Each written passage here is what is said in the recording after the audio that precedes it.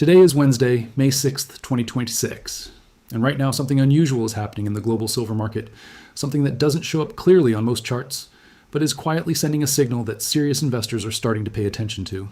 In Shanghai, on the Shanghai Gold Exchange, physical silver is trading at nearly 17% higher than international spot prices.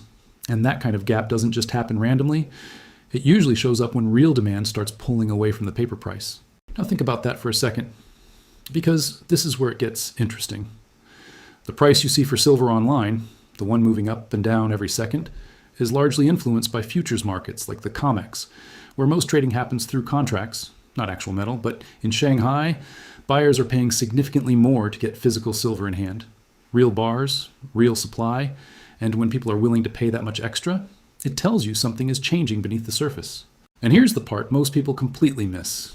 This isn't just about a price difference, it's about pressure, because in a balanced market, physical and paper prices stay relatively close. Small gaps are normal. Logistics, taxes, local demand, all of that plays a role. But when that gap stretches to 17%, it suggests that demand in one of the world's largest markets is strong enough, urgent enough, to break away from global pricing, at least temporarily. Now, before jumping to conclusions, let's stay grounded. This does not automatically mean the financial system is breaking, and it doesn't guarantee that silver prices are about to explode overnight. But what it does mean is that something is out of alignment. And when markets fall out of alignment like this, it's often worth paying attention, because these are the kinds of signals that sometimes show up early, before bigger moves develop. So the real question becomes, is this just a short-term imbalance driven by local demand and restrictions? Or is it an early signal of a deeper shift in how silver is being priced globally? Because if this premium holds, or even expands, it could start putting pressure on global markets to adjust. And if that happens, the price most people are watching today might not fully reflect what's actually going on behind the scenes. So let's break this down in a way that actually makes sense. Because once you understand what's driving this, the picture becomes much clearer. The first major factor here is industrial demand. Silver isn't just a precious metal that people store. It's a critical component in modern technology. It's used in solar panels, electric vehicles, semiconductors, and advanced electronics. And right now, global demand for these industries is accelerating fast, especially in China, which sits at the center of much of the world's manufacturing and solar production. And here's what makes this even more important. This type of demand isn't speculative. It's not driven by hype or short-term trading. It's driven by real-world usage, factories, production lines, infrastructure. When solar installations increase, when EV production ramps up, more silver is required. And unlike many other materials, silver doesn't have an easy substitute in many of these applications. That means when demand rises, it tends to stay strong. Now let's look at the other side of the equation, supply. Because this is where the imbalance starts to form. Silver production doesn't increase quickly when demand rises. Most silver is actually mined as a byproduct of other metals like copper, lead, and zinc, which means supply depends on the economics of those metals, not just silver itself. On top of that, developing new mining projects can take years, sometimes over a decade, which creates a natural lag in the system. So what you have right now is a classic setup. Demand increasing steadily, while supply remains relatively constrained. And when that happens, the first place you often see stress is not always in the global headline price, but in local physical markets, exactly like what we're seeing in Shanghai. But there's another layer here, and this one is easy to overlook.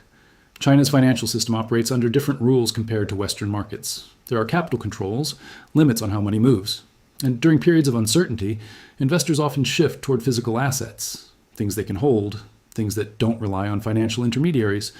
And when that behavior increases, it can amplify demand for physical silver even further, pushing premiums higher than what global markets alone would suggest. Now this brings us to one of the most talked about ideas in the silver market, the difference between paper silver and physical silver.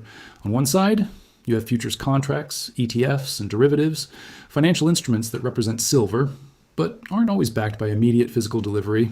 These are traded in massive volumes every day, especially on exchanges like the COMEX, and they play a major role in setting the global price. On the other side, you have physical silver, actual metal that needs to be mined, refined, transported, and delivered. And unlike paper contracts, physical supply cannot be created instantly. It exists in limited quantities. And when demand increases, it has to be sourced from real inventories. That difference between something that can be traded instantly and something that takes time to produce is where pressure can start to build. But here's where it's important to stay realistic. Paper markets are not fake, and they are not going away. They provide liquidity, price discovery, and allow large-scale trading to function efficiently.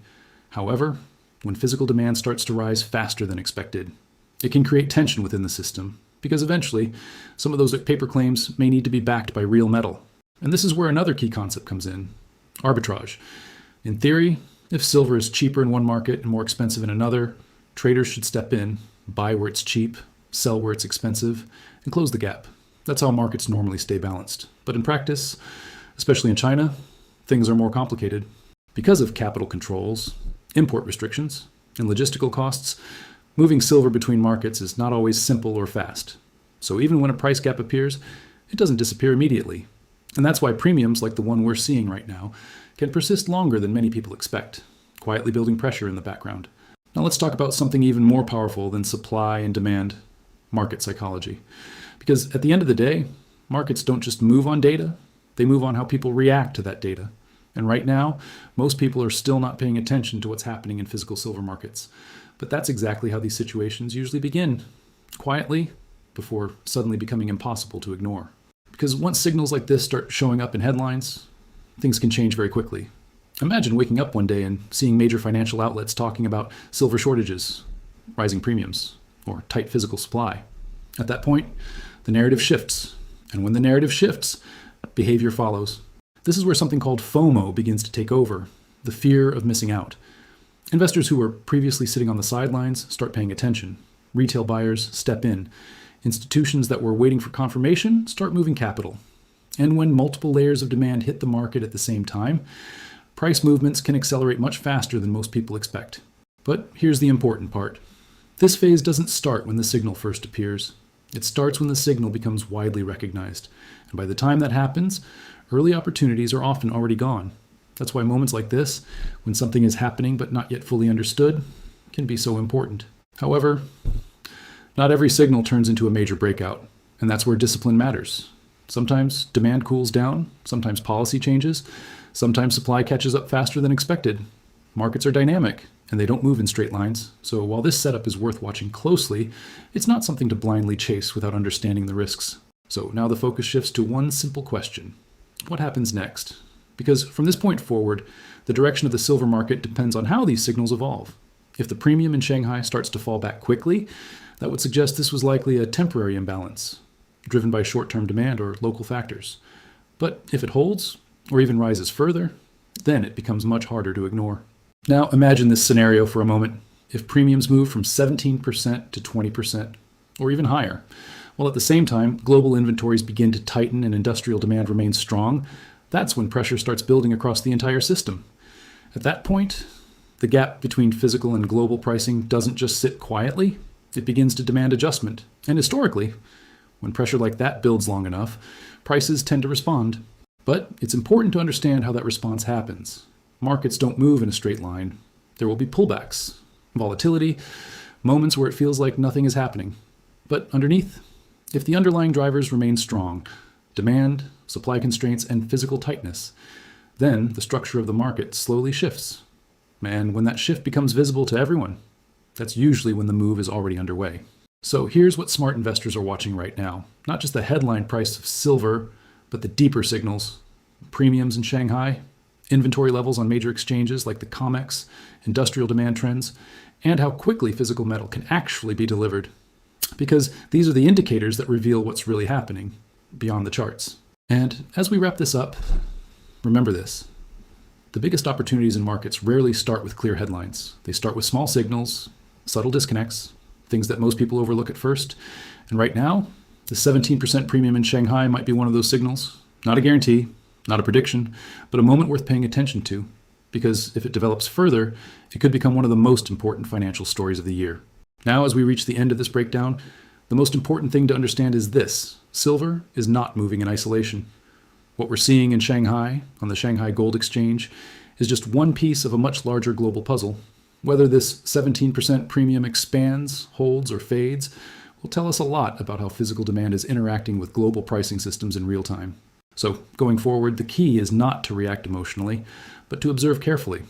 Because markets like silver don't usually send loud warnings when something big is about to happen. Instead, they show small distortions, quiet gaps between physical and paper markets, And then slowly, over time, those gaps either close or they grow into something much more significant.